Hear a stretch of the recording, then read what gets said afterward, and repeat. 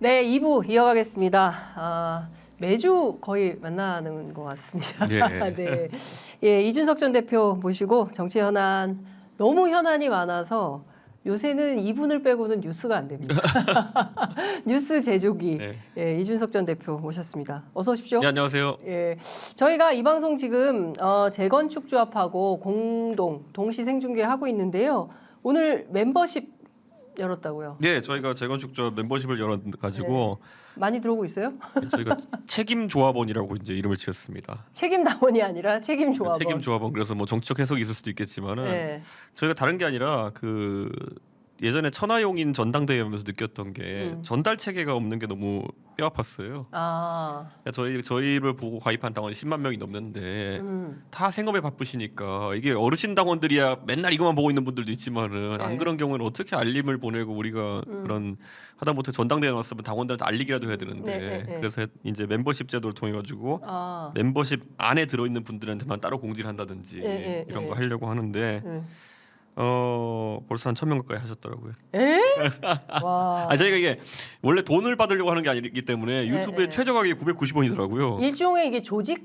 네. 그래서 네. 990원으로 최저 비용 세팅해가지고 네. 저희가 지금 돌리고 있습니다. 거의 당비 수준 아니에요? 아니 근데 이게 뭐 구글에서 30% 떼고 나면 남는 것도 없는데 근데 그러니까요. 하여튼 예. 금전 목적이었으면 더 올렸겠죠. 그런데 저희는 예. 다른 게 아니라 전달 체계를 갖추기 위해 가지고 하고 있습니다. 예. 뭔가 새로운 분위기나 바람이 형성되고 있는 것이 아닌가라는 생각이 좀 들기도 하는데 현안이 많아서 하나씩 예. 여쭤보겠습니다. 제가 어제 그 12구 이태원 참사 1주기 시민 추모 대회 현장에서 생방송하면서 계속 기다렸는데 못 뵀어요. 찾지를 못해가지고 어디 계셨던 건가요? 저는 처음에 가기 전에 저희 이제 이긴 도의원이나 아니면 천하람 위원장한테 야 우리가 거기서 뭐 앞에서 잘한 게 뭐가 있다고 앞에 가서 앉냐 그래가지고 그 내외 빈석에 앉지 않고 네. 저희는 맨 뒷열에 그 좌석 중에서 맨 뒷 섹션에 앉아가지고 전체를 그냥 끝까지 보고 갔습니다. 아, 그래서 못 만났구나. 네. 분양하고 헌화하시는 정치인들이 굉장히 많았거든요. 그거는 하고 저희가 앉았습니다. 아, 하고 일찍 오셨구나. 네, 일찍 하고 그래서 앉았습니다. 못 봤구나. 이준석 응원합니다. 이준석 전 대표도 네. 여당에서는 똑똑한 것 같아요. 오늘 똑똑해요. 자, 현안으로 바로 들어가 보겠습니다. 네. 대사면. 네. 대사면 사실 이제 사면권은 대통령한테 있는 네, 거잖아요. 그리고 예전에는 옛날에 왕이 갖고 있던 그쵸. 건데 지금 이뇨한 위원장이 대사면 카드를 꺼냈습니다. 대표님 바로 우격다짐 대사면이라고 이제 오늘 아침 라디오에서도 세게 얘기를 하셨는데요. 왜 이게 1호 혁신안이었을까요? 아이디어가 없는 거죠. 아이디어가 그러니까 제가 얘기하던 게 혁신위가 원래 망가지려 그러면은 특권 내려놓기 이런 거 건드리면은 진짜 할 거 없는 거다. 맞아요. 이렇게 얘기한 적도 있는데 네. 지금은 이 사람들 다 아는 것 같아요. 지금 국민들이 바라는 거는 결국에는 대통령실에서 한마디 하는 거를 기대하고 있는데 입이 안 떨어지는 거죠. 네, 그러니까 자꾸 뭐 관심을 끌고 나가기 위해서 이런 것들을 던지고 있는데 저는 혁신위 기한을 2달로 설정한 것조차도 전 이해가 안 가는 게 혁신위는 일주일마다 생명이 갱신되는 겁니다. 2달이라고 생각하면 말도 안 되는 거고 네. 2달 뒤에 어떤 혁신안이 나온다 해서 뭐가 갑자기 바뀔 거라 기대하는 사람도 없어요. 예, 그런데 지금 자꾸 이렇게 여유를 부리고 있는 게 전 이해가 안 간다. 그래서 이제 혹자들은 얘기하는 게 2달 정도가 혹시 저쪽에서 준비하는 뭔가 나름의 신선한 비대위원장을 세우기 위한 준비 시한 아니냐. 아, 혹시라도 제 추측입니다만은 네. 어떤 장관이 사퇴해가지고 비대위원장을 하려면 필요한 사전 정지 기간이 아닌가. 아, 네. 어떤 장관이요? 한동훈밖에 없죠. 한동훈 장관. 저 카드로는. 그런데 예. 이제 그래서 그런 것 때문에 오늘 보니까 뭐 조선일보 신동아였던가요? 네. 한동훈 장관이 사형집행 카드를 만지작거린다 이런 것도 있더라고요. 네, 그거 좀 됐어요 소문은. 예. 근데 이런 식으로 선거를 가볍게 봐가지고는 정말 안 되는 게 음. 저는 우리 국민들이 관심 가져야 될 경제 지표 중에 하나가 최근에 윤석열 정부에서 며칠 사이에 이제 가계부채 문제를 손대겠다라고 얘기했어요. 맞아요. 예. 근데 이게 얼마나 모순이냐면요. 정책 중에 가장 금기시되는 게 브레이크와 엑셀을 동시에 밟는 거거든요. 50년 주택담보대출 만든 데가 어딥니까? 윤석열 정부에서 50년 주택담보대출로 집을 살 수 있게 하겠다. 맞아요. 물론 저는 그 정책 자체는 뭐 나쁘지 않게 평가합니다. 그렇게 네. 해서 젊은 세대한 집을 사라고 한 거 아닙니까? 네. 그럼 여기서 가장 큰 문제는 뭐냐면은 이 집값을 유지하지 않으면 레버리지가 거의 몇 배로 젊은 세대는 타격을 입는 겁니다. 그렇죠. 이게 그러니까 그 리스크가 있는 거예요. 청년한테 빚을 내서 집 사라고 하는 사람이 맨날 뭐 최경호 부총리도 있었고 여러 명 있었는데 빚을 내서라도 집을 사라고 하는 거는 집값을 유지시켜야지만 정책이 유지되는 거예요. 그렇죠. 빚을 내서 집을 샀는데 집값이 떨어져가지고 버티지 못하고 팔아버리면은 거의 몇 배의 손실입니다. 그렇죠. 예. 예. 그러니까 저는 지금 입장에서 예. 진퇴양난의 길에 빠지고 있다. 지금 혹자는 이런 얘기들 국가 신용 등급 위기가 왔다라는 얘기를 해요. 지금 그러면 이런 집값 고집값 유지 정책으로 인해 가지고 예. 근데 거긴데 고집값을 유지하기 위해서 또 이자율까지 지금 낮게 유지하고 있잖아요. 네. 이게 나중에 가면 어떻게 터지냐면 신용 등급 위기가 오게 되면 그냥 총선이고 뭐가 없습니다. 근데 지금 저도 얼치기 경제학도로서 네. 저도 경제학 뭐 학사 때 배운 네. 것밖에 없는 사람인데도 네. 야 이거 교과서적으로 잘못된 상황인데 뭐 이런 느낌인 거예요. 그러니까 제가 네. 뭐라고 해야 될지 모르겠습니다. 그러니까 지금 총체적 난국인 것 같아요. 정치적으로도 경제적으로도 사회적으로도 예, 전혀 유능함을 보여주지 못하고 있는 이 정부에 대한 비판이거든요. 솔직히 말하면 지난 강서구청장 보궐선거의 결과는 이준석 대표 책임이라고 보기에는 윤석열 정부가 잘못하고 있는 게 너무 많은 거예요. 그래서 그것에 대한 경고 사인을 국민들이 날려준 건데 지금 엉뚱한 데서 처방을 찾고 있는 거거든요. 그러니까 저는 올 초부터 이제 얘기 많이 나왔던 게 네. 새마을금고가 위기다부터 해가지고 굉장히 얘기 많이 나왔었는데 네. 굉장히 좀 억지로 틀어막고 있는 것들 많아요. 근데 저는 지금 이 아마 대통령은 엑스포 하나면 만사형통이라는 생각 계속 가시는 것 같은데 네. 지금 경제 관료들은 엄청나게 위기의식을 느끼고 있습니다. 네, 지금 퇴직해야 되나 휴직해야 되나 이런 사람도 제 주변에 몇 명 들립니다. 네, 뭐 아주 고위 관료는 아니지만은 그런데 전문 관료 중에서 그런 얘기 나오는 게 경제 위기가 실체화되면 이거는 총선의 문제가 아닙니다. 아니, 죽고 사는 문제죠. 예, 이게 지금 경제 위기가 터지면 지금 뭐 무역 적자 문제 너무 심각하고요. 208위 가운데 200등이 이게 웬 말입니까? 그 제가 왜 이런 말씀드리냐면 오늘도 저는 아주 이상한 느낌이 들었던 게 대통령께서 민생 그러면서 민생에 중요하다 뭐 사업하는 사람들 해야 된다는데 딱 메시지를 들어보면 뭐냐면요 기업하는 사람들하고만 얘기하는 것 같아요.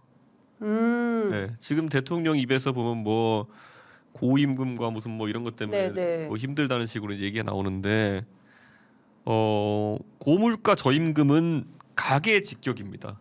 네, 그렇죠. 고임금은 기업의 직격이고요. 네. 근데 지금 상황에서 그러면 저렇게 가볍게 한마디씩 내뱉을 때가 아니거든요. 네, 그리고 저는 제가 자꾸 영화 비유해서 근데 영화 타이타닉 보면요 배가 이렇게 막 기울 때 밑에 화부들 있잖아요. 불 때는 사람들. 그 사람들은 어떻게든 이거 불 계속 떼가지고 전기라도 켜놓으려고 난리를 칩니다. 그러다 거기 침수되면서 그냥 배가 맛이 가거든요. 그렇죠, 맞아요. 그러니까 저는 지금 대통령께서 경제에 대해 가지고 좀 세심한 관심을 가지지 않으면은 지금 경제 관료들이 땜질하는 것 아니에요. 화부들이 불 떼는 것처럼 하고 있는 것만으로는 대처가 안 됩니다 지금. 근데 지금 뭐 전세 사기와 관련해서도 악질적인 범죄여가지고 지구 끝까지 추적해서 처단하게 대통령이 단어가 처단 이런 표현 무슨 제가 이렇게 표현할 게 뭐냐면 그 전세 사기 했던 사람들 중에서 실제 그걸 수행했던 사람인지 명의를 빌려준 사람인지 모르겠지만은 일부 사례에서는 죽고 끝났어요. 네. 사기친 사람들은 돈 들고 튀고 형사적으로는 죽고 끝나는 거 있어요. 그러니까 저는 그 상황에 대통령이 뭘 대책을 얘기할 수 있을까? 대책이라고 하는 거는 피해를 입은 사람들이 진짜 아니 이런 겁니다. 국가에서 이런 거 조회보러 등기부 가입 떼봤는데 등기부 떼보고도 사기를 할 수 있는 사람들이 있었다는 거는 어떻게 일반 서민이 대항할 수 있는 방법이 없는 거잖아요. 그러니까 등기가 깨끗해가지고 계약을 했는데 그런 일이 발생하면은 그러면 제도적으로 그런 걸 어떻게 더 보완할 것이냐. 지금 예를 들어 지금은 등기를 떼서도 그런 어떤 전세 사기범이 시차를 가지고 장난칠 수 있는 거거든요. 예를 들어 하루 이틀 사이에 두 군데 계약해 버린다든지 여러 가지가 있을 수 있는 거예요. 그런데 그런 걸 제도적으로 어떻게 뭐 에스크로 서비스를 강제한다든지 예를 들어 등기소와 에스크로를 연계해 가지고 전세권 설정하는 순간 락이 걸려 버린다든지 뭐 이런 식으로 가져야 되는 거거든요. 그런 걸 제도화해야 되는 거거든요. 근데 아무 생각이 없어요 지금. 그러니까 일종의 이제 선언만 하는 방식, 말로만 그 땜질하는 그런 느낌이 드는데 앞서 이제 한동훈 장관 말씀해 주셨는데, 그러니까 그 한 한두 달 전에 법조 기자들 사이에서 어떤 얘기가 돌았냐면 한동훈 장관이 이제 아유 죄송합니다. 사형 집행시설 점검하라고 했잖아요. 근데 그거가 왜 나오냐 이걸 이제 기자들이 추적을 하니까 지금 그 이상동기 범죄에 대한 국민적 공분이 크잖아요. 근데 그럴 때 이거 하나 나오면 집행한다. 그러면 오히려 국민들로부터 여론이 지지율이 올라갈 거다. 여기에 기대하고 있다는 얘기가 돌았었어요. 실제로. 아니 그러니까 이게 그 총선을 앞두고 건전한 지지율을 지금 올려야 되는데 지금 그거는 제가 봤을 때 그냥 환각이에요. 그렇게 해서 만약 지지율 올라간다 하더라도 환각이다. 네, 그게 얼마나 지속되겠어요? 그러니까 그리고 그런 지지율이 만약에 오히려 성과가 난다고 하면은 그게 제가 정말 1년 전에 대통령을 두테르테 비교했더니만 어떻게 그럴 수 있냐고 많은 사람들이 그랬거든요. 맞아요. 두테르테보다 더한 거죠 그러면은. 그러니까 저는 그런 일이 발생하면 안 된다 이렇게 보는 거거든요. 저는 아니 두테르테가 우리 입장에서 재밌는 사람처럼 보이지만은 필리핀에서는 마약이 심하니까 그거 다 사형시켜 버리고 그래서 팬덤이 생긴 거예요. 네. 그런데 이런 식으로 가는 순간부터 아이고야 저는 그러니까 진짜 실제로 이제 그런 얘기가 그 법조 기자들 사이에서 상당히 돌았다는 것은 두테르테의 길을 생각하는 것일 수도 있겠다라는. 아니 제시카 법인 이런 것도 제가 이제 얘기 들어보면서 놀랐던 게 아니 우리가 형법에 자유형이라는 걸 지금 두고 있는 건데 자유를 제한하는 형인데 그다음에 거주 제한형을 두겠다는 거 아니에요? 네. 이거는 중대한 형사 체계의 개편이에요. 단순히 무슨 뭐 살고 나온 사람 어디에 뭐 아니 이런 거잖아요. 성범죄자가 밖에 나오면은 여기 이런데 일반 동네 살면 위험하니까 고립시켜서 살겠다 이렇게 하겠잖아요. 네.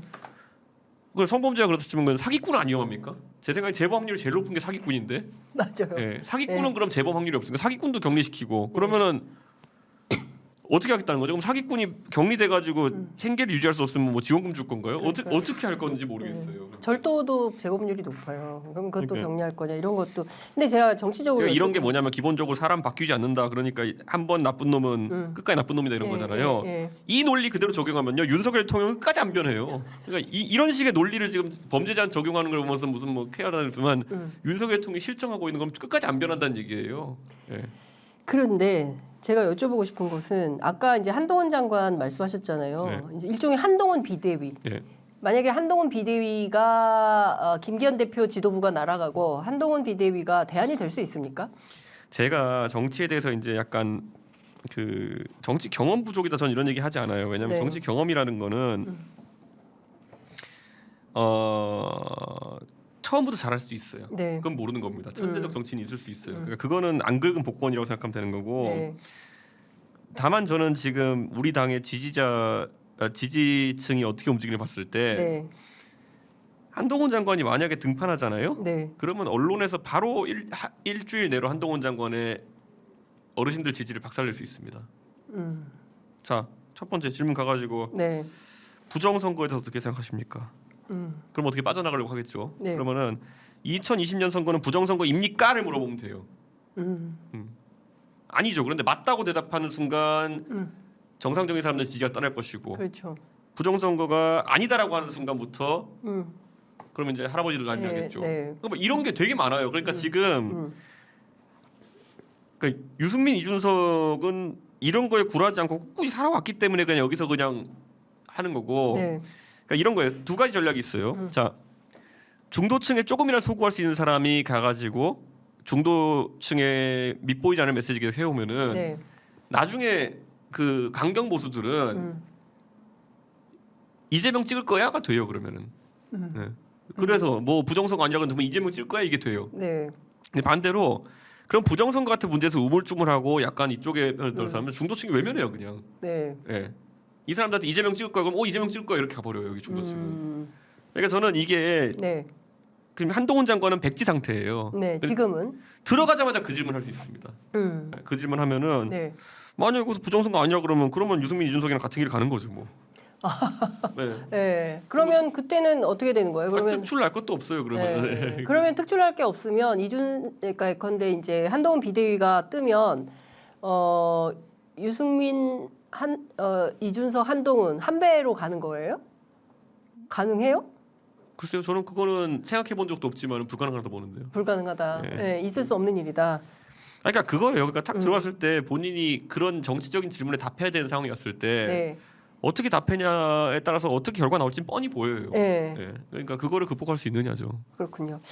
그 인요한 위원장이 오늘 광주에 갔어요. 광주에 가서 일단 광주에 가면 뭐 광주만 가면 모든 문제가 해결될 것처럼, 그러니까 여전히 좀 산업화 민주화 이 세대의 어떤 그 문제의식에서 머물러 있는 거 아니냐라는 비판이 계속 있는데, 그러니까 그래도 또 무릎을 꿇었어요. 이게 웃긴 게 뭐냐면 5.18 간다고 했더니만은 네. 또 어르신들이 난리쳐가지고 현충원도 가겠다 이렇게 된 거예요. 그러니까 오늘 하루 일정이 다 참배예요. 무슨 프로페셔널 참배 계획입니까? 이게 무슨 이게 진짜 이게 계속 이런 식으로 가면 안 되는 거예요. 지금 굉장히 효율적으로 움직여야 되는 상황 속에서 네. 이런 거잖아요. 옛날에 그거잖아요. 제가 자꾸 이렇게 비유하면 또 네가 이순신이야 이렇게 나올 텐데 네. 원균이 그 전까지만 할 수 있어 이러다가 나중에 정작 자기가 삼도수 총재가 돼 보니까 네. 부산으로 갈 수가 없는 거예요. 그때부터 한쪽은 안 간다고 곤장치지, 한쪽은 뭐 너도 똑같네 이렇게 가는 거니까 어쩔 줄 모르다가 에라 모르겠다 다 끌고 간 거거든요. 네. 지금 똑같아요. 인요한 위원장도 처음에는 그냥 정치 쉽게 보고 이제 얘기했는데 네. 이렇게 가면 이렇게 얻어맞고 이렇게 하면 이렇게 얻어맞고 네. 저 있는 겁니다. 네. 그 맞을 거 감수하고 많이 맞아본 사람들은 그냥 어쩌라고 하면서 그냥 가는데 네. 자기들은 이준석 유승민의 삶을 사는 걸 지금 하고 싶지 않은 거예요. 네, 그러니까 지금 예.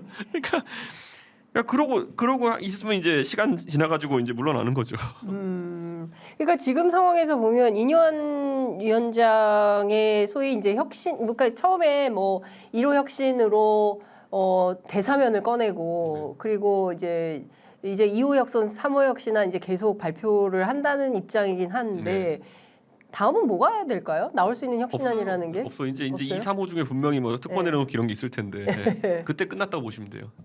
그때 끝났다. 지금 이제 아니 그 제가 예측 정확히 했잖아요. 그 영남 의원 다선 의원 수도권 출마랑 네. 그다음 제가 했던 게 수도권 경쟁력 없는 당협위원장 그러니까요. 예. 치겠다. 예. 이거 나올 거거든요. 예. 이게 얼마나 허망한 얘기인지 이제 해보면 알 거예요. 또 이제 본인이. 그러니까. 근데 일단 저는 궁금한 게 일단은 이제 영남 다선 의원들이 이제 수도권으로 나와야 된다고 하는데 네. 영남 스타, 일단 영남 스타가 맞는지, 그리고 두 번째는 이분들이 서울 오면 경쟁력은 있는 건지, 그걸 혁신이라고 할 수 있는 건지.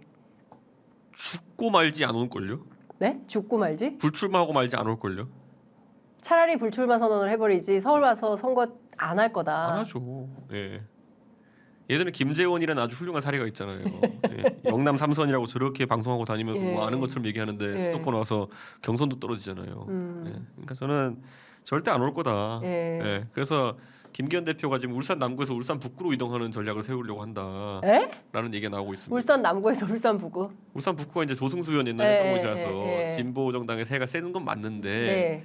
저는 이해 가요. 만약 김기현 대표가 울산 남구에서 북구로 이동하면 험지도전 맞습니다. 예. 그런데 대중적으로 보기엔 코미디죠. 그렇죠. 예. 예. 그거는 자기가 손 들고 하면 안 되는 거고 예. 누군가가 이걸 다 설명해주고 예. 예. 그다음에 왜 이렇게 가야만 하는지. 예. 그러니까 저라면 그렇게 해줄 수도 있어요. 김기현 대표한테. 네. 김기현 대표가 자기 머리 못 깎는 거죠. 근데 지금 이 상황에서 그거를 인요한 위원장이 해줄 수도 있는 건가요? 안 되죠. 그러니까 그건 나중에 불가능한 거 아닌가요? 나중에 김기현 대표가 뭐 이렇게 얘기하면 입장 발표하겠다 그랬잖아요. 예, 예. 그럼 아마 애매하게 얘기할 거예요. 수도권 가겠다 얘기 안 할 거고요. 예.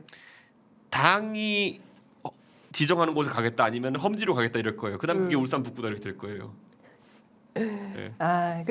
근데 이거는 사실 이런 방식으로 결정을 하면 국민들이 보기에 거의 희롱 느낌을 받게 되는 거예요. 제가 뭐 쪽집게도사 이런 게 아니라요. 이게 원래 예비군이라 그 사격 훈련하는 가면요. 다 이 순서가 나와요. 이게 타겟이 튀어오르는 순서가 보이거든요. 네. 이게 멀가 중 멀리 있는 거 가까이 있는 거 중간에 있는 네, 거 네. 멀리 있는 거 가까이 있는 거 중간에 있는 거 멀리 중간 가운데 중간 이렇게 멀가 중 멀중가 중이거든요. 예. 그냥 보여요. 지금 뭐 하는지가 그냥. 그러니까 이게 그냥 보여요. 다음번에 뭐 하겠구나 보여요. 그냥. 그러니까 그러면 지금 상황에서 수도권에 경쟁력 없는 당협위원장들을 날린다는데 수도권에 경쟁력 없는 당협위원장들 도대체 어떤 사람들을 얘기를 하는 거고 이 사람들을 정리했을 때 그 자리는 누가 채울 거냐. 사실은 그게 더 핵심 아니겠어요? 그러니까 제 눈에는 김병민 같은데. 김병민 최고? 왜냐하면 지금 너무 많은 데이터를 쌓아둬가지고 예. 상대 후보가 이제 나중에 누가 되든지 간에 예. 김병민 최고위원과 붙는 민주당 후보는 네. 특정 커뮤니티 사이트에 가서 김병민 이름으로 검색하면 다 나와요. 그거 오록이. 그러니까 네. 저는 이제 이렇게 봐야 될 것 같아요. 이게 전형적으로 기준을 어떻게 세우냐에 따라 가지고 다 네. 작살낼 수 있는 거거든요. 무슨 말이냐면은 지금 강북 지역이나 아니면 우리가 당선이 안 된 지역들을 놓고 봤을 때 거의 다 한 3번 떨어졌습니다.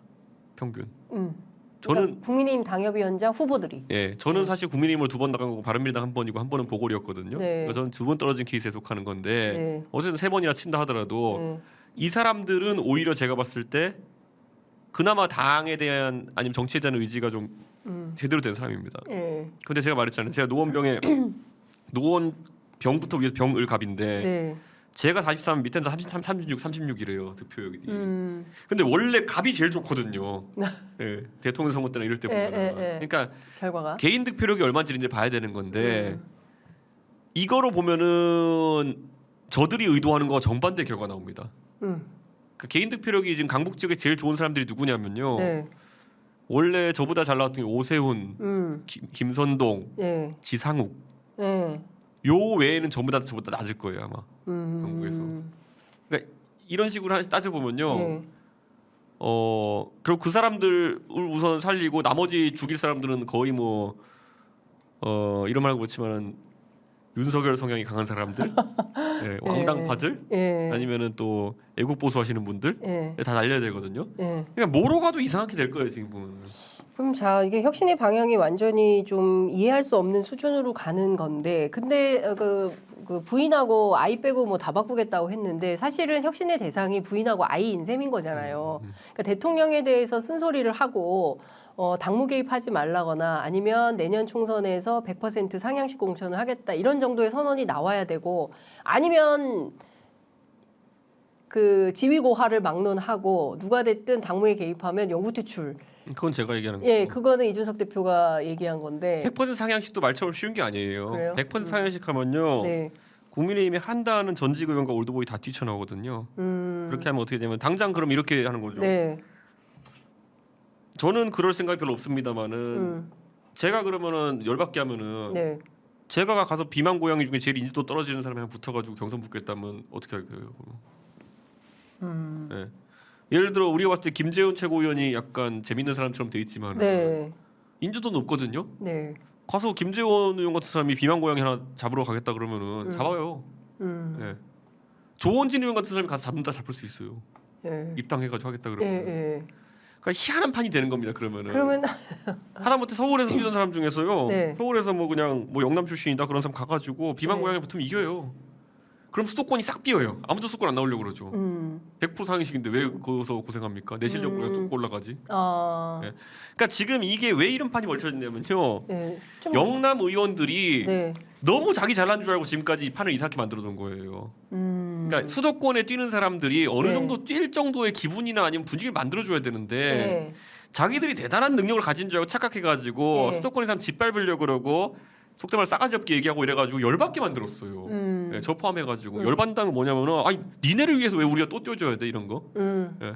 우리가 차라리 뭐 우리 스스로 행복하게 우리 뭐 노원병의 당원들을 생각해가지고 내가 뛰고 이렇게 하는 건 내가 하겠지만은 야 니네 이렇게 싸가지 없게 얘기하는데 내가 왜 니네 왜 뛰어줘야 돼 이런 상황이에요. 서울 전역이 그래요. 그러니까 전반적으로 보면 그러면 영남 보수와 수도권 보수가 좀 기본적으로 갈등할 수밖에 없는 당내에서 이런 구도라고 볼 수밖에 없겠네요. 그러니까 아직도 사태 파악이 안 되는 거예요, 저 사람들이. 예를 들어 저한테 보세요. 제가 네. 말했잖아요. 이번에 오늘도 여론조사 꽂힌 가구에서 광진구 여론조사 나왔던데 네. 광진을이라 그러면 옛날에 오세훈대 고민정으로에서 네. 오시장이 아깝게 졌던 그렇죠. 곳이잖아요. 네. 근데 오늘 오신환 의원이 9% 지는 걸로 나왔어요.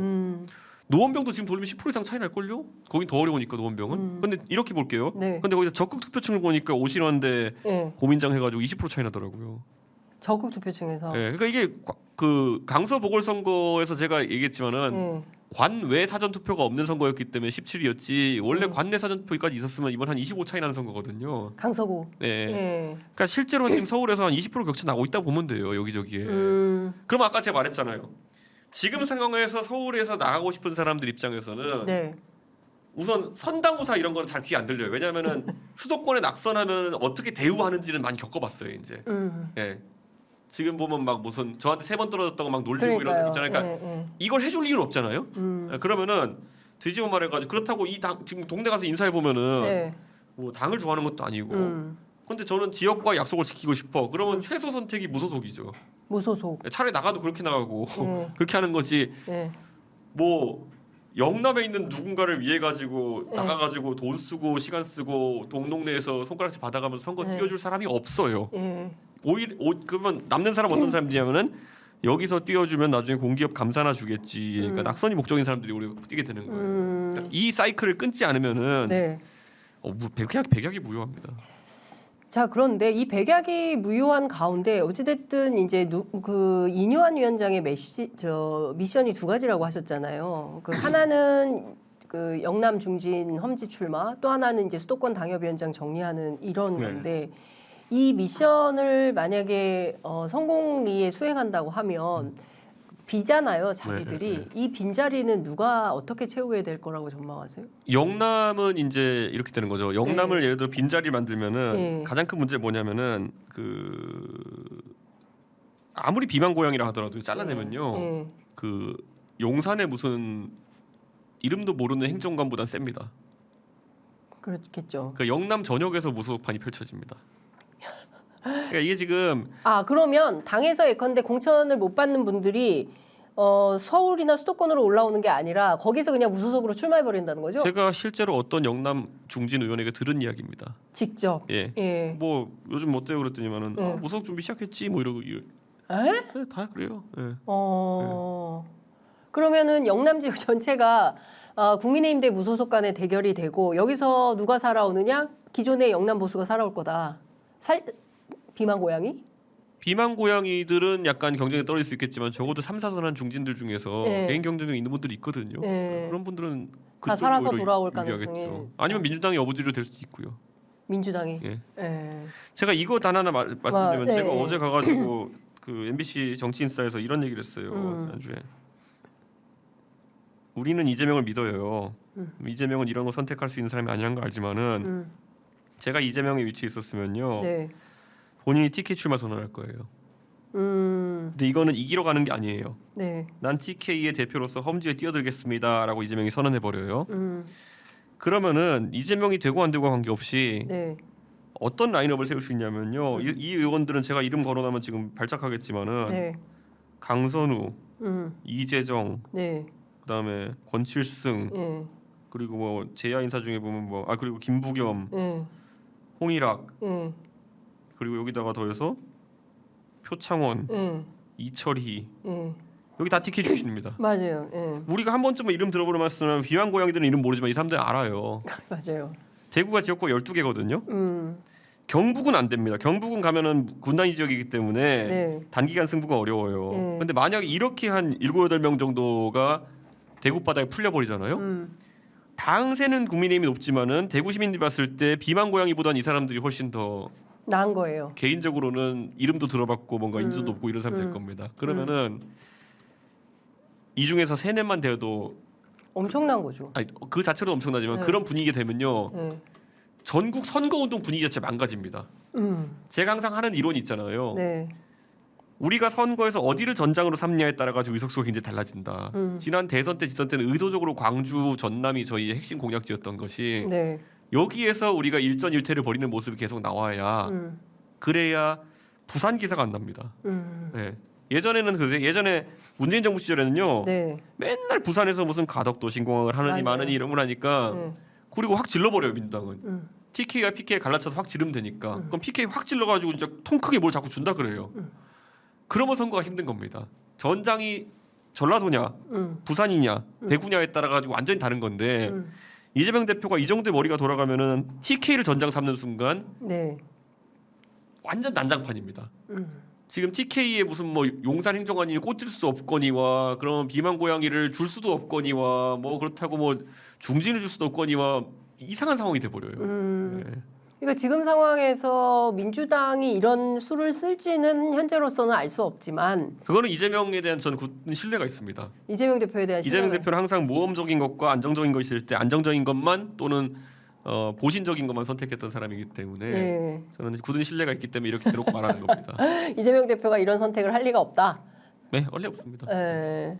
이재명 대표 어디로 출마할 것 같으세요? 그러면 뭐 어디 따뜻한 데 가려고 하겠죠. 뭐 따뜻한데 어디요? 그 인천을 떠나올 리는 없을 것이고 뭐 계양이나 이런 데 가려고 하겠죠 또. 개항을 떠나간다고요? 네. 제가 보기엔 그런 선택은 안 할 것 같은데 불출마를 하는 한이 있어도 설마 개항을 다시 갈까요? 제가 봐온 이재명이라고 하면 충분히 가능합니다. 아, 그럼 봐야 될 것 같습니다. 실제로 어떤 선택을 할지 이건 지켜보기로 하고요. 그 지금 제가 이제 여쭤보고 싶은 것 중에 하나가 뭐냐면 두 갈래인 것 같아요. 그러니까 국민의힘의 중요한 이제 그 혁신의 대상이라고 불리우는 김기현 지도부가 앞으로 어떤 선택을 할 거냐. 이제 2주 정도 보셨어요. 근데 2주는 지나갔고 그리고 이제 인유한 산소통을 달고 지금 이제 견디거나 버티는 중이고 한동훈 비대위가 실제로 등장을 할지는 이제 좀 지켜봐야 될 것 같은데 김기현 지도부가 여기에서 그냥 정말 사라질지 버틸지 그것도 굉장히 중요한 관전 포인트 중에 하나인데 지금 보면 오늘부터 뭐 민생 현장 돌아다니는 프로젝트 시작했거든요. 수도권. 그래서 마치 수도권 출마 결심하는 건가? 이런 인상도 주고 있습니다.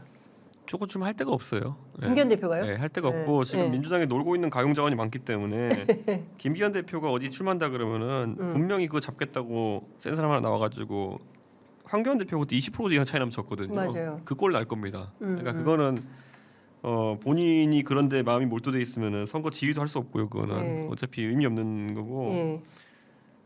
저는 이렇게 생각해요. 지금 뭐 총선 기획단을 띄우느니 뭐 이래가지고 네. 총선 기획단을 또 제 주변의 인사들한테 또 제안하고 다니는 것 같은데 아 그래요. 뭐 스토커도 아니고 이건 진짜. 네. 예. 근데 그런 거예요. 그러니까 지금 어. 지금 어떻게든 끝까지 예. 그 구색 맞추기? 구색 맞추기 또는 예. 이준석 주변 인사들에게 뭐 굉장히 센 제안들을 막 한대요. 예. 어떤 제안? 뭐 원하는 걸 얘기하라부터 얘기한다는데. 예. 원하는 거 얘기하라가 뭐예요? 지금까지 이렇게 해놓고. 이번에 그러니까 이준석이랑 거리를 두면은 너한테 뭐 나중에 어떤 혜택이 있을 거다라는 거에서 제가 구체적으로 들은 것도 있는데 뭐 말하기 부적절하고. 예. 그러니까 이 정도 수준밖에 안 되는 거예요 지금. 그러니까. 좀 창피하지 않나요? 그러니까 지금 강서 보궐선거부터 일관된 전략이 뭐냐면요. 우리가 이길 자신은 없어. 하지만은 같이 욕 먹을 사람을 최대한 늘리자 전략이거든요. 그러니까 예. 그래가지고 그때 무슨 상임 고문이라고 해가지고 예, 뭐 예. 나경원 안철수에 다 끌어들여가지고 예. 했던 거 아닙니까? 예. 지금도 똑같아요. 예, 똑같아요. 예. 그러니 이 사람들하고 정치 계속 하실 수 있으시겠어요? 더 이상 이분들하고 같이 하기 어려운 거 아닙니까? 새로운 판을 좀 만들어야 되는 거 아니에요? 저는 이런 경우 또 처음 봤어요. 그러니까 지금까지 이렇게 네, 네. 이제 아니 이준석 쫓아내겠다고 난리치는 선당우사 같은 소리 했는데 전 선당우사 같은 거 안 좋아해요. 그런데 그러던 사람들이니까 네. 자기들은 뭐 하고 있는 거냐 이런 거거든요. 음. 저는 이 사람들이 가장 두려운 게 뭐냐면요. 차라리 이렇게 가가지고 자기들 책임지고 책임을 쓰면은 모르겠는데 한 12월 넘어가지고 1월쯤 돼가지고 손 쓸 수 없는 지경에 가서 나 몰라라 할 것 같아요. 나 몰라라. 예, 예, 무책임하게. 예. 그러니까 제가 계속 100일도 얘기하고 있지만 100일은 진짜 극한의 그 박근혜 정도 되는 사람이 할 수 있는 예. 압축된 일정이고요. 예. 이미 늦었어요 어느 정도 총선도. 근데 5만 가지 거 지금 척신이 2달로 잡아간 거 보니까 12월 이때까지 가가지고 뭐 어떻게 하겠다는 것 같은데 네. 도저히 손 쓸 수 있는 시간대도 아닐 때까지 말기 뭐 암 4기쯤 되는 상황에서 거의 뭐 갑자기 도망갈 것 같아요. 충분히 그러고 남을 사람들입니다. 개인을 엄청나게 포장해가면서 예. 당을 위해 불출마 선언하겠습니다. 개인이 튀어버리고 예. 예. 이렇게 되는 거죠 이제 보면. 그러면 그때부터 완전히 선거는 이제 공중분해되고 국민의힘은 스스로 자폭하는 수준이 될 텐데요. 그래서 저는 그걸 너무 보기 싫어가지고 12월에 제가 결정하겠다고 한 게 저는 네. 그냥 그거에 대해서 마음이 섰어요. 그냥 예. 정신 못 차리면요. 저는 네. 그 뒤에 나중에 그것을 해가지고 예. 똑같잖아요. 또 뻔할 거 아니에요. 보면 네. 가가지고 1월달에 무책임하게 어떤 누가 집어 던지고 네. 나중에 가가지고 예. 이준석 너는 뭐 도와라 안 도우면 너 나쁜 놈 무슨 뭐 예, 해가지고 도와도 나쁜 놈 안 도와도 패망 뭐 이런 상황을 만들어 놓고 할 거니까 저 12월달에 결정하겠다는 거거든요. 네. 물리적으로 시간이 없어요 이제. 더 이상의 뭐 선택하거나 논의. 그 이뇨한 위원장이 계속 만나려고 하잖아요. 네. 안 만나실 거죠? 만나봐야 소용도 없고. 그러니까 이런 거예요. 학교 폭력이 벌어졌는데 가해자는 명확히 있고 가해자가 살아 있는데 계속 무슨 뭐 기획사의 직원이 와서 뭐 얘기하는 느낌 이런 거예요. 그래서 저는 이거는 굉장히 잘못된 거다 네. 그렇게 생각하고 그게 있잖아요. 사람이 심리가 뭔지가 너무 보이잖아요. 네. 예. 예. 지금 억지 무슨 뭐 사면이니 뭐 이상하게 하는 것부터 그렇고 네. 해가지고 저 사람에게 미안한 감정이 있다는 건 절대 아니고 우선 기본적으로 저 사람을 싸게 두루뭉실하게 뭐 화합한 걸로 하자 이런 거거든요. 예. 근데 이거는요 자기들이 그냥 밀림 숙제하는 느낌으로 하는 거지 선거 이기는 데 도움되는 방식이 아니에요. 네. 예를 들어 우격 따짐을 저렇게 해가지고 화해하자는 식으로 달려들고 이렇게 했는데 네. 제가 만약에 거기에 호응해 주잖아요. 그러면요 제 지지층이 국민의힘을 찍어야겠다라고 하는 게 절대 아니에요. 야 이준석도 썩었네라고 가는 거예요 그거는. 예. 맞아요. 네. 아니 지금도 얼마나 정신 나간 사람들이 있냐면요. 네. 계속 보면 보수 유튜브 하는 아저씨들 이런 얘기해요. 뭐 이준석이가 대구 공천 달라고 저러고 있다. 맞아요. 예. 제가 대구 나가는 유일한 케이스는요. 니네 박살내려고 무소속으로 나가는 거나 아니면 신당으로 나가는 거예요. 예? 그러니까 정신 차리라고요. 그러니까 혼자 가상의 시나리오를 쓰면서 계속 그러고 있는 거예요. 네. 제가 대구 나가는 케이스는요. 공천 받아서 국민의 공천 받아서가 아니라 예. 진짜 수도권에서 내가 하면서 또 이상한 소리 듣느니 가서 네. 니네 박살내려 가는 거예요. 그러니까 정신 차려야 돼요 지금. 그러니까 혼자 그러니까 자기들이 그렇게 살아왔다고 해요. 다른 사람이 그렇게 살 거라고 해서 그런 식으로 자꾸 얘기하는데 진짜 니네 박살내려 가는 거예요. 내가 박살나든 네가 박살내든 하자고 하는 거예요. 그거는. 예. 그러니까 그걸 자꾸 의지를 불태우게 하면 안 돼요. 그거는. 예. 근데 지금 보면 재밌는 게 이제 홍준표 대표가 열받아가지고 막 열폭을 하셨잖아요. 네. 페이스북에. 근데 오늘 여당 대변인이 또 쉰칵콜라라고 또 비판을 했어요. 근데 재밌는 거는 이준석 대표도 못지않게 비판하고 있는데 네. 말이 없어요. 왜 그럴까요? 모르죠. 그리고 사실 네. 박정화 대변인이 한 건데 네. 이분이 뭐 사실 제가 공천 주고 제가 선거운동 해가지고 억지로 당선시킨 것도 있어요. 이번에 원주에서. 박정화 대변인. 네, 저 원주에 이번에 한 4번 갔을 걸요. 선거 지원 유세만. 아 진짜요? 네. 네. 근데 이분이 사실 MB 때 대변인 하시고 네. 합리적인 사람으로 이제 유명했고 그래가지고 이제 다들 지난번에 보궐선거 했을 때 이번엔 박정화 선배가 잘 됐으면 좋겠다 해서 응원하고 저도 그런 개인적인 그런 것 때문에 4번씩이나 지방선거 때 가가지고 도운 건데 네. 짜증이 많이 난 것 같아요. 그러니까 박정화 선배도 지금 이 상황에서 자기가 원주는 영서지방이기 때문에 네. 이 상황에서는 준수도권이에요. 맞아요. 네, 네. 그러니까 굉장히 힘들다는 생각을 하고 있는 것 같고 네. 그러다 보니까 막 짜증이 그냥 나니까 이런 식으로 대응하는 것 같은데 아무리 홍준표 대표가 우스워 보여도 그렇지 네. 예? 그런 식으로 쉰카콜라니 뭐 이렇게 하는 거는 제가 이렇게 하잖아요. 대변인이라고 하는 사람들은 네. 뭐 사견이 있을 수도 있지만은 기자들을 만난 자리에서 백브리핑한 자리에서 그렇게 얘기했으면은 당의 입장이라고 봐야 되는 거거든요. 네. 술자리 산 것도 아니고 그렇죠. 그러면은 당의 공식 입장이 하여튼 홍준표는 쉰카콜라라는 거 아닙니까? 그러니까요. 예. 네. 근데 그래놓고 또 대사면 한다고 하고 이게 좀 잘 맞지 않는 건데. 그러니까 이게 애초에 저희가 진심이 아닌 거 알기 때문에 저희는 네. 안철수식 8글자로 답할 수밖에 없는 거죠. 네. 근데 수도권 원외위원장들이 네. 좀 나서기 시작한 것 같거든요. 의미 없어요. 보세요? 지금 의미 없어요? 그 사람들 뭐 모여가지고 했던 거 저도 봤는데 네. 지금 보면은 방송에 나와서 계속 떠드는 제정신 못 차린 사람들 있잖아요. 뭐 김근식, 김병민 이런 사람들. 네. 그게 수도권 원외위원장의 대표적인 의견처럼 돼버리는 거예요. 예? 지금 거기에 이제 우리 신환이 형까지 더해져가지고 이제 방송 많이 나올 텐데. 그러니까 네. 이런 생각이 들 거예요. 지금 아마 김병민 이런 사람들은 해놓은 말이 너무 많아가지고 본인이 아마 세상이 바뀌면은 가장 먼저 재단에 올라갈 것 같은 느낌이 들기 때문에 네. 더더욱 지금 막말을 하고 다니는지 모르겠지만은 그러면 그럴수록 더 기록에 남아요. 예. 지금 저는 되게 안타까운 게 네. 강서 보궐선거 이후에 국민의힘 지지층도 이제 슬슬 그런 식의 평론이나 그런 식의 말장난에 안 속아요. 그렇죠. 예. 네. 가지고 약간 하나만한 얘기하면서 그냥 네. 이렇게 하고 하는 게 더 이상 사람이 보지도 않거든요. 예. 그러니까 저는 지금 이런 표현 좀 그렇지만은 제발 업을 쌓지 마라 지금. 예. 지금 그게 뭐 방송 나가면 10만 원씩 주니까 그것 때문에 하지만 10만 원 받고 업 쌓지 마라 지금. 예. 그 사실 예. 다 떠나서 네. 사태의 본질은 윤석열 대통령에게 있지 않습니까? 그 윤석열 대통령으로부터 변화와 혁신의 시작이 열려야 뭔가 조금이라도 가능성이 생기는 거잖아요. 그런데 윤 대통령 쪽에서 혹은 또 윤 대통령이 이준석 대표에게 뭔가 뭐 연락을 하거나 뭐 이런 모종의 뭐 변화된 뭐 이런 분위기는 전혀 없습니까? 그러니까 그냥- 뭐 그런 걸 이제 얘기하는 사람도 있곤 한데. 네. 주변에서. 근데 그 궤가 잘못됐어요. 궤? 예. 네. 예. 제가 최근에 들었던 뭐 그런 거 맨날 누구는 아이디어 차원에서 이렇게 네. 막 뭐 저도 이제 대통령하고 이제 가까운 사람들이 누군지 알고 다 하는데 뭐냐면 누군가가 누구를 통해서 슬쩍 한번 이제 물어보듯이 한번 물어봤대요. 네. 인요한 위원장이 음.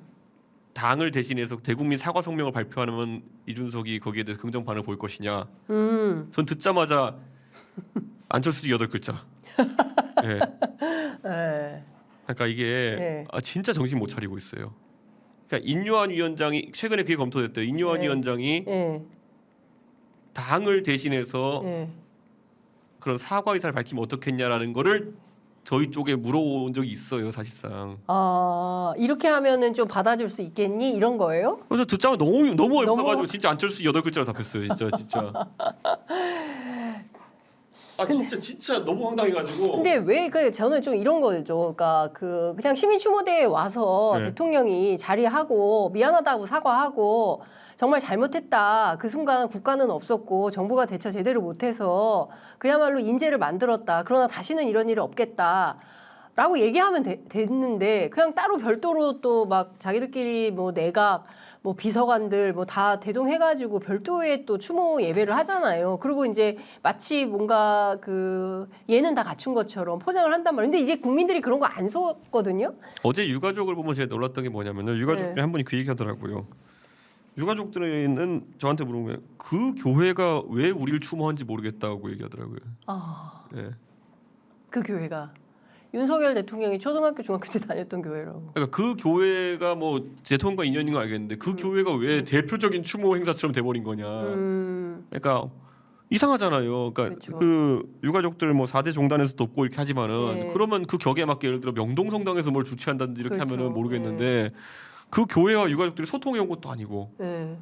그 교회 뭐 이렇게 하는데 대통령이 가가지고 무슨 관계라고? 하고 거기에 대표랑 원내대표 몰려가가지고 짝짝꿍 하고 있고. 네.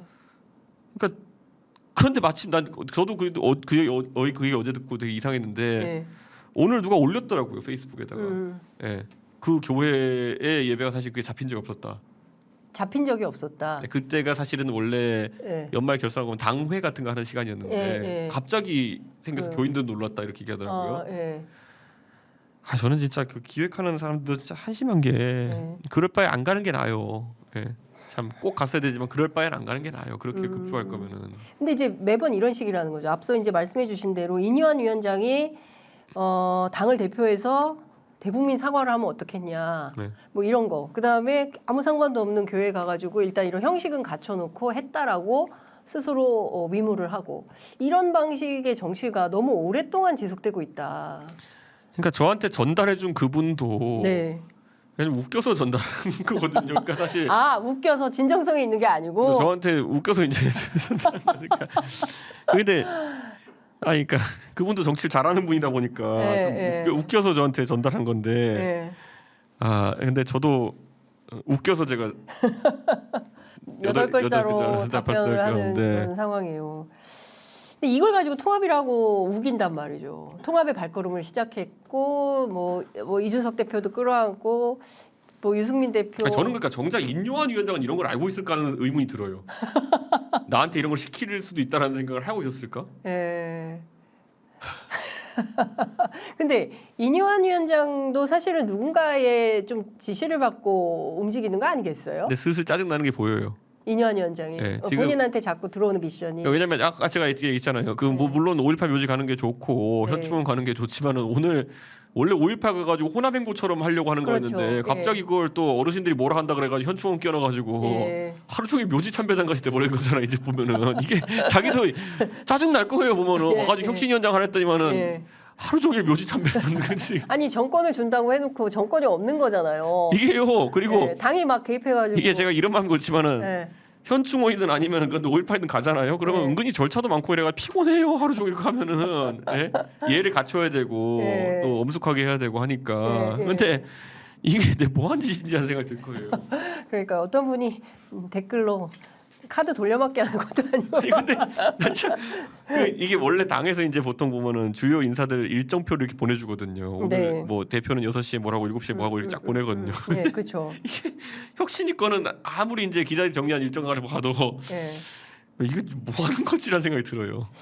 근데 그 앞서 이제 김기현 대표 얘기 잠깐 했었는데 네. 만약에 혁신위에서 제안이 정식적으로 오면 본인의 입장을 말하겠다라고 했습니다. 말은 하겠다. 두림실하게 얘기할 거예요. 네, 뭐 당이 네. 필요한 곳 어려운데 가겠다. 뭐 예. 예, 그건 나중에 말씀드리겠다 이렇게 할 거예요. 네. 절대 수도권 얘기 안 할 겁니다. 왜냐 울산 북구 생각이 있거든요. 아 울산 북구는 100%? 뭐 제 레이더에는 예. 그쪽 지역에 뭐 좀 움직임이 감지된다라는 얘기가 있었습니다. 아 확실하게. 네. 그러면 그쪽을 돌려보고. 근데 이거는 누가 보더라도 국민들이 보기에는 뻔한 카드인데 이렇게까지 아니, 근데 이게- 스스로 우스워지려고 할까요? 그러니까 이게 제발 이런 생각 벗어나야 되는 거예요. 김기현 대표가 만약 그런 생각했다 그러면 제가 만약에 그걸 선택할 수 있는 위치였으면요. 네. 저는 오히려 국민들한테 설명했을 거예요. 여기는 울산 북구는 조승수 의원도 했던 곳이고 어려운 곳이기 때문에 여기 실제로 지난번 3파전으로도 이상원 의원이 된 곳이고 네.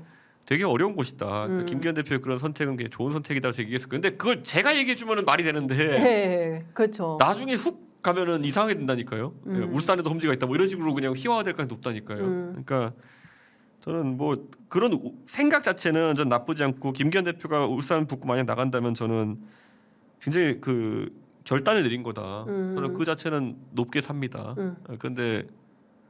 그런데 설명을 잘 못할 것 같아요. 근데 예컨대 그러면 김기현 대표가 울산 북구에 도전했을 때 결과는 어떻게 예측하세요? 원래 같으면 한 작년쯤 분위기였으면은 김기현 네. 대표가 예. 괜찮은 싸움할 수 있었을 겁니다. 근데 우리가 알다시피 승산이 있다는 거죠. 울산 남구에서 4월달에 이미 구의원 질 정도면요. 예. 지금 울산 남구도 힘들다는 얘기거든요. 그럼 북구는 거의 사지입니다. 네. 예, 그러니까 근데 거의 지금 그 국민의힘 수준이 이제 초토화 수준으로 갈 수밖에 없는 스스로 이렇게 자멸의 길로 가고 있다. 근데 여기에서 별달리 변화의 모멘텀을 마련할 것 같지도 않다. 그러면 이제 내년 총선 결과의 성적표라는 것은 너무나 뻔한 상황이 되는 것인데, 근데 또 제가 현장 취재를 다녀보면 또 국민들이 민주당에 대해서 또 그렇게 좋은 점수를 주는 것은 아니에요. 그러니까 물론 윤석열 정부에 대한 심판 여론은 비등하지만 민주당에 대해서 굉장히 우호적이거나 민주당이 너무 좋아서 민주당을 찍겠다 이런 건 또 아니거든요. 그런 전반적인 보면 정치 불신은 점점 커지는 이런 측면도 있습니다. 근데 저는 대표께서도 그 보수 정치 일원으로서 그 어떤 정치 개혁, 정치 혁명에 대한 이제 고민이나 뭐 이런 게 많을 텐데 근본적으로는 정치의 변화, 대안이 뭐냐? 맨날 1번당, 2번당 가지고 다투고 서로 정쟁만 하고 있는데 그리고 내 삶은 변화되는 게 없다. 이런 거에 대한 국민적 답답증이 굉장히 많아요. 저는 굉장히 거기도 고민 많고요. 제가 뭐 여의도 재건축조합에서 제가 정책적으로 풀어놓은 거 있지만은 네. 정치 개혁에 해당하는 모든 것들은요. 제가 이렇게 표현할게요. 권력을 가진 사람이 자기가 그걸 밀어붙일 힘이 있을 때 사심을 버리고 조금씩 내려놓는 방식으로 하지 않으면 발전이 안 돼요. 그러니까 제가 당대표 되자마자 제가 뭘 했습니까? 저한테 무수히 많은 당직의 임명권이 있었죠. 네. 그래가지고 뭐 대변인도 있었고 하다못해 여성위원장도 있었고 했는데 저는 전부 다 제가 대변인은 토론 배틀을 뽑았고 여성위원장도 투표 붙였어요. 네. 우리 최고위원들 사이에서. 그리고 그러니까 자기가 권력을 가진 걸 나눌 수 있는 자신감이 있어야 되는데 네. 제가 그렇게 했더니 어떻게 됐나요? 지금 제가 그때 임명했던 여성위원장 양금희 의원인데 아, 저한테 거긴 뭐 여성이긴 한데 거기도 고양이 중에 하나인데 엄청나게 저한테 뭐라 그랬거든요. 그러니까 이걸 감내할 자신감과 용기가 있을. 전 그렇다고 해서 제가 양금희 의원을 최고위원사에서 투표해가지고 여성위원장 준 걸 나쁘다고 저는 생각하지 않아요. 제가 네. 저는 자신 있고 앞으로도 다시 그렇게 할 거예요. 하지만 그 의미를 그 정도 수준으로 받아들이는 사람들이 있는 상황에서는 계속 그게 역진할 수밖에 없어요. 예. 그러니까 저는 앞으로도 계속 그런 생각이 들어요. 결국에는 제 입장에서는 굉장히 실험을 계속 하고 있는 겁니다. 예. 제 입장에서 대변인 얼마나 제가 그냥 저를 위해 고생한 사람 중에 꼽고 싶겠어요? 네. 아니라는 거. 근데 대통령도 마찬가지예요. 우리나라에서 개헌을 얘기하는 사람이 많지만은 네. 개헌을 할 수 있는 유일한 방법은 대통령이 당선되자마자 인기가 좋을 때 내 임기를 4년으로 단축하겠다 하면서 개헌하는 수밖에 없어요. 내가 가진 걸 내려놓으면서. 그렇죠. 예. 국민 여러분 이러니까 진정성을 알아주십시오. 예. 라고 하는 수밖에 없거든요. 누가 그러겠냐는 거죠. 지금 대통령 어떻나요? 권력 잡자마자 이걸 어떻게 공고히 할까 봐 당장 학하러 들어갔다 망했잖아요. 지금 네. 쫄딱 망했잖아요. 그때 윤석열 대통령이 4년 개헌을 먼저 한다고 했거나 그랬으면요. 우선 사심 없는 사람은 평가받았을 거예요. 근데 그게 아니잖아요. 그러니까 그렇죠. 예, 저는 문재인 대통령도 마찬가지입니다. 지금의 윤석열 대통령에 비해 가지고 탄핵 직후에 뭐 80% 지지율을 시작했던 문재인 대통령은 정말 절대 권력을 손에 갖고 있던 사람이에요. 네. 근데 그분이 그때 그러면은 대한민국의 미래를 위해 가지고 개헌을 하고 이렇게 합시다 했으면은 문재인 대통령 굉장히 사심 없는 사람 평가받았을 거예요. 근데 거기서 권력을 공고하기 위해서 펼쳤던 카드가 뭐냐면은 그래 국민 80%가 지지하고 있으니까 윤석열이라는 사람을 이용해 가지고 적폐청산을 걸어야겠어 이랬던 거 아닙니까? 그게 저는 가장 지도자들 한심한 모양이다. 저는 그렇게 생각합니다. 저는. 이준석은 안 그럴 자신이 있습니까? 저는 안 그럴 자신이 아니라요. 네. 제가 하는 모든 제가 그런 결정권자에 위치했을 때 항상 그렇게 했고요. 저는 제가 당협위원장도 저는 하다 못해 경선시켰어요. 계속. 네. 그게 지금 김근식과 김병민이 나가서 떠들 수 있는 원천입니다. 저 사람들이 저한테 이상한 소리 했다가 제가 저 사람을 잘랐다면 당대표의 권한으로 네. 저 사람들 어디서 손가락 빨고 있지 몰라요. 근데 이준석 당대표 시절에 저 사람들 안 건드렸잖아요. 제가 김용남 의원 건드렸나요? 근데 김용남 의원 계속 방송에서 비판하고 했지만 저는 가만히 있었거든요. 네. 예. 그 다음에 김용남 의원 이제 그 수원시장 선거에서 2,000표가 차이로 이제 안타깝게 네. 떨어지신 다음부터는 네. 깨달음을 얻으시고 이제 한 것 같은데. 네. 그러니까 저 당협위원장 한 명도 안 잘랐어요. 놀랍게도. 예. 당 대표가 보통 오면은요 한 40% 가까이 물갈이랍니다 보통. 네. 저 한 명도 안 자를 줄 몰라서가 아니라요. 누군가 그 사람은 어느 집의 가장이고 정치한다고 자기 인생 걸고 하는 사람인데 제가 그런 복수하기 싫어서 그랬어요. 예. 그러니까 저는 그거 되게 실천하기 어려워요. 그러니까 저도 요즘 나와서 뭐 예찬이 김병희 떠드는 거 보면 참을인자 새기면서 보거든요. 근데 저는 대사면은 제가 해줄게요. 나중에 만약 제가 그런 위치가 되면은. 네. 예. 근데 진짜 황당한 상황입니다 지금. 그러니까요. 이준석 대표하고 뭐 얘기하면은 언제나 그냥 막 시간이 훅훅 지나가 벌써 54분이 지나가지고 예. 근데 제가 이것 좀 여쭤볼게요. 내일 대통령 이제 국회에 와서 시정연설을 하게 네. 되는데 이것만은 담겨야 된다. 대통령 연설에 이거는 꼭 담아야 된다. 이런 얘기 좀 하지 마라. 저는 적어도 국민들이 다가오는 경제 위기라는 걸 예측할 수 있게 허심탄회한 얘기가 있었으면 좋겠다. 그 대통령께서 개혁을 말씀하셨는데 이런 많은 국민들이 내일 시청하게 될 그런 연설이야말로 저는 지금 대한민국 사회가 기로에 섰다 봅니다.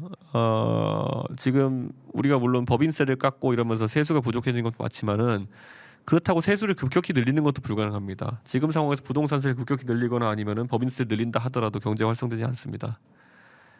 그러면은 우리 국민들 사이 지난 10년 동안 2011년 12년부터 우리가 2011년이 뭐였냐면은 다들 기억하시면요 무상급식 논란이 화두가 되는 때였습니다. 그래서 12년 동안 띠가 한 바퀴 돌 동안에 복지가 많이 확대됐어요. 근데 지금 우리가 생각해야 될 거는 앞으로 저출산을 맞아서 축소 사회가 계속될 텐데 저는 국가의 역할이나 복지에 대해 가지고 최대한 우리가 불필요한 걸 덜어낼 수 있는 걸 덜어내지 않으면 이 파도에 견디는 게 어렵다. 저는 그래서 제가 최근에 읽었던 것 중에 굉장히 마음을 떠나지 않은 책 중에 하나가 뭐냐면 이제 민주당의 홍성구 의원이 쓴 책 중에 뭐 축소사회잖아요. 근데 그 안에 그건 개괄서 같은 건데 그걸 보고 많은 책들을 제가 찾아보곤 했었어요. 네. 그런데 지금 모든 정치인들이 출산율을 올리면 된다라고 하는데 그건 불가능할 것 같고요. 축소사회를 어떻게 대비할 것이냐에 대해 가지고 이런 것들. 그러니까 저는 그거에 그럼 밑바탕이 되는 게 아까 말했던 것처럼 예전에 유승민 의원은 중부담 중복지론을 얘기했어요. 네, 그게 원내대표 연설의 핵심이었거든요. 네. 증세 없는 복지는 허구다. 그게 중부담 중복지론이에요. 네. 그게 그때 10년 전에 실현되었으면은 지금 우리의 복지 체계에 잡혔을지 모릅니다. 근데 지금 우리의 복지 체계는 아까 말했듯이 감세를 통해 가지고 저부담 고복지론으로 가고 있어요. 제일 지탱하기 어려운 형태입니다. 네. 저부담 고복지론이거든요. 저는 대통령이 이걸 허심탄회하게 말씀하셔야 된다. 저는 그런 생각을 합니다. 네. 하여튼 경제 관련해서는 그렇고 꼭 하지 말아야 되는 얘기는 공산 전체주의. 공산 전체주의 이념. 공산 전체주의로 민주당을 원래 지목한 거거든요. 네. 그러니까 공산 전체주의 세력 앞에서 연설하시는데 이제 또 자극하시면 안 되죠. 네. 이재명 대표하고 내일 만난다는 거예요. 네, 국회의장하고 같이 이제 뭐 하여튼 3자 회동은 무산됐지만 현장에서 만나게 될 텐데. 저도 그거 문재인 대통령 때 저도 그거 막 가보고 했는데요. 네. 뭐 그 뭐라 해야 될까요? 그 국회의장이 가운데 앉고요. 네. 뭐 이렇게 뭐 해서 그거는 제대로 대화할 수 없는 분위기입니다. 대화가 불가능한 대화 테이블. 덕담 한 마디씩 하는 분위기. 예, 의미 없다. 별로 의미 없는 거고 실제 우리들이 말하는 건 아까 제가 말했던 그런 문제들에 대해서 허심탄회하게 대화하는 게 중요해요. 제가 말했잖아요. 제가 만약 방금 전에 축소 사회를 논의했다 그러면요, 네. 저는 대통령이 그렇게 제안할 것 같아요. 이재명 대표 만나면은 이재명 대표도 이 심각성 인지하는지 물어보고 심각성 인지하면은 여야가 합의로 네. 우리가 복지를 어떻게 조정해야 되는지에 대한 특별위원회를 구성하자. 그래가지고 각자 이제 불필요하다고 생각하는 예산이나 아니면 복지를 하나씩 줄여나가는 방식으로 하고 그런 게 여야 합의로 발표되어 가지고 만장일치로 법안을 통과시키자. 저는 이런 제안을 대통령께서 하실 수 있어야 된다 보거든요. 그럼 거기서 이재명 대표도 무책임 한 사람이 아니라면 아무리 본인이 뭐 무상 시리즈로 뜬 사람이 하더라도 안 돼, 깎으면 안 돼 이렇게 못 나오거든요. 저는 그게 오히려 대통령께서 일을 이루는 방식이다. 이거는 200석이 없어도 할 수 있어요. 지금 대통령께서 과반 못 만들면은 내가 아무것도 못할 거라 생각하셔서 저러시는 것 같은데 과반 가진 사람이 뭐 하는 건 능력이 아니에요. 과반 없는 사람이 이걸 조정해내는 게 능력이에요. 저는 대통령께서 그렇게 진짜 진정성 있게 이런 문제를 토의하자고 했는데 이재명 대표가 만약에 당리당략적인 측면에서 우리는 복지를 깎을 수 없습니다 그러면은 그걸 국민들이 볼 거예요. 근데 당리당략적 측면이라기보다는 이제 뭐 복지 국가에 상당히 많이 이제 다가섰다고는 하지만 여전히 사실은 미진한 부분들이 많이 있고 소소한 부분에선 복지가 확대됐지만 큰 틀에서 보면은 여하튼 살기는 쉽지는 않다. 왜냐하면 뭐 고물가, 고유가 뭐 등등의 그래서 복지를 줄이는 게 아니라 사실은 부자 감세가 더 큰 문제다 이런 지적이 있고 특히 이제 그렇죠. 기업들. 그러니까 예. 저는 그랬을 때 그러면은 어떻게 이재명 대표의 선명한 입장이 나와야 됩니다. 그렇죠. 왜냐면 그렇게 얘기했을 때 약간 예. 방금 논리로 예. 나는 그럼 부자 증세해야 된다라고 예. 얘기하면 그럼 또 대화가 지면 생기는 거예요. 그렇죠. 그래서 뭐냐면 예. 제가 이렇게 얘기해요. 제가 2012년에 정치할 때 처음 들어와서 저도 이제 그때 많이 나왔던 구도가 뭐 1대 99, 뭐 맞아요. 월갈 정파 예, 이런 월갈 거잖아요. 정파. 그래서 제가 어디 토론을 100분 토론하러 갔는데 상대가 이제 어떤 정치인이었는데 1대 99 얘기를 하면서 진짜 구호로서 1대 99가 아니라 저한테 그러는 거예요. 제가 뭐 증세를 한다 그러면 어떻게 증세할래요? 그랬더니만은 1%에게 증세를 하면 됩니다 이러는 거예요. 자 그러면은 1%에게 증세를 해가지고 몇 조 원을 마련하려 그러면은 1%의 소득세율이 얼마가 돼야 됩니까?라고 제가 질문했거든요. 네. 모르겠는데요, 그랬어요. 아, 그 토론 현장에서 예, 그래가지고 제가 정치인이요? 제가 그걸 미리 계산했었거든요. 예. 1%에 대한 세율이 82% 정도 가면은 가능합니다. 그거는 불가능하고죠. 아, 그러니까 그런 거예요. 그러니까 그게 산술적으로. 산술적으로. 근데 제가 1%에 대해서 소득세율이 82% 정도 가면요. 그러면은 1대 99 논리가 성립해서 그 당시에 나왔던 뭐 반값 등록금이니 뭐니 이런 것들은 재원을 마련할 수가 있었어요. 그러니까 보수는 오히려 이런 자세로 가야 되는 거예요. 만약 이재명 대표가 증세를 하자라고 나오면요. 네. 그래 그러면 이재명 대표가 어떤 세목을 증세해야 되는지 얘기해라. 네. 그럼 그걸 또 놓고 한번 얘기해 보자. 그렇죠. 그러면은 예를 들어 이재명 대표가 법인세를 올린다 그러면 지금 뭐 법인세를 25%로 올린다 그러면은 그렇죠. 25% 올려봤자 법인세 제가 봤을 때는 한 5조 더 거치거든요. 그럼 5조 더 거치고 지금 60조 세수 부족을 감당할 수 있느냐? 이재명 대표 어떻게 생각하냐? 이렇게 하나씩 정반합을 거치면서 대화가 가야 되는 거거든요. 맞아요. 그게 중요한 거죠. 사실 국민들이 원하는 토론이 이런 토론이거든요. 그런 거 저는 네. 지금 민주당 누가 와도 할 자신 있어요. 저 세수 이런 거 다 외워요 지금. 그런데 그러니까 이런 걸 하면은 네. 정확히 그러면 법인세가 대한민국 한 100조에서 120조 거친다고 하면은 5% 올리면 5조 더 거치는 거예요. 네. 근데 우리 잘 알지만 세수 평가 50조 60조라고요. 그렇죠. 지금 상황은 그러면은 똑같은 논리예요. 법인세를 올려서 이게 하려고 그러면요. 법인세율을 한 67%까지 올리면 돼요. 근데 이재명 대표가 미치지 않아서 그걸 주장하겠냐는 거죠. 불가능한 얘기. 그 다음에 이재명 대표도 현실을 깨닫고 그러면 복지도 좀 줄여야겠네 이렇게 가면서 네. 가야 되는 거고 저는 애초에 이재명 대표도 이렇게 막무가내로 얘기할 것 같지 않아요. 맞아요. 법인세만 얘기하고 다 패키지로 나오겠죠. 뭐 이런 소득세도 이렇게 조정하고 하는데 저도 이걸 집에서 그냥 계산기 돌려봐도요 60조를 못 맺고요. 그러면 그 다음에 나온 얘기가 뭐냐면은 SOC 깎아야 된다 뭐 이런 거 나오거든요. 네, 뭐 R&D 깎아야 되나. 그러면 여기서 이런 거잖아요. 지금 저는 새만금 예산 깎겠다는 정부 얘기도 네. 아주 말이 안 되는 건 아니에요. 다만 다른 곳 깎는 것보다 새만금을 확 깎아버렸으니까 이게 심각한 거. 고복성이라는 얘기가 나오는 것인데 그러면 이재명 대표도 앉혀놓고 이 대표 이번에 그 R&D랑 SOC에서 우리가 적어도 한 20조는 감축해야 될 것 같다. 그런데 이게 뭐 민주당도 중요하게 생각한 예산이 있을 거고 우리도 중요하게 생각한 예산이 있으니까 얘기를 좀 해보자. 네. 이게 돼야 되는 거거든요. 그게 정치의 출발이죠. 그러니까요. 근데 그게 안 되잖아요. 그럼 이재명 대표가 자기 우선순위 줄 거 아니에요. 나는 곧 죽어도 새만금 못 깎습니다. 네. 그러면 오케이. 네. 그러니까 대신 이재명 대표도 성의 있는 얘기를 해야 되는 거거든요. 그렇죠. 네. 네. 새만금을 절대 못 건드린다 했을 때 그러면 다른 민주당이 생각하는 중요한 예산이지만 이번엔 좀 보류하고 내년으로 미루자 이런 것들이 나오면은 그 대화가 되는 거예요. 그렇죠. 근데 지금 60조 세수 결손이라는 거가 저는 법인세 깎아줘서 다 된 건 아니에요. 그렇죠. 그냥 당연히. 부동산 거래가 위축되고 이런 것도 맞아요. 있는 거거든요. 네. 그러면 그 다음에 또 그러면 순차적으로 부동산 거래가 위축된 건 왜 그러냐?